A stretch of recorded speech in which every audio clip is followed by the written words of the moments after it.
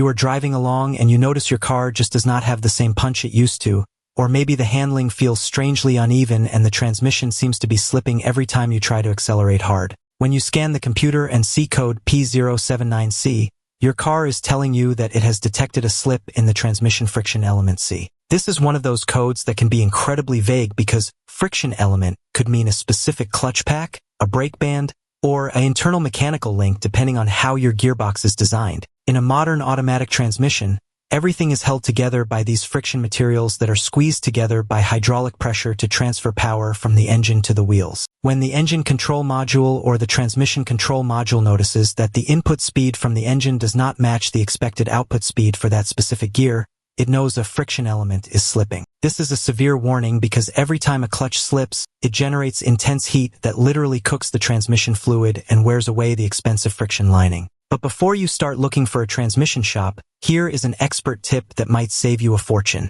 Check your tires. If you recently replaced just one tire with a used one, or if you have one tire that is significantly underinflated, the difference in rotational diameter can completely confuse the computer and trick it into thinking the transmission is slipping when it is actually just an uneven wheel speed. Always make sure your tires are exactly the same size and properly inflated before you assume the worst. If the tires are perfect, you need to look at your transmission fluid health immediately. Low fluid level is the #1 cause of clutch slippage because there just is not enough pressure to hold the plates together. If the fluid is dark or full of metallic glitter, those friction elements are likely already toasted. However, if the fluid is clean and full, you might be dealing with a faulty shift solenoid or a clogged hydraulic passage in the valve body that is preventing full pressure from reaching the clutch. Start by checking for any technical service bulletins for your ride, because sometimes a simple computer reflash can adjust the shift timing and stop the slip without ever opening the transmission. Take a close look at the main wiring harness as well,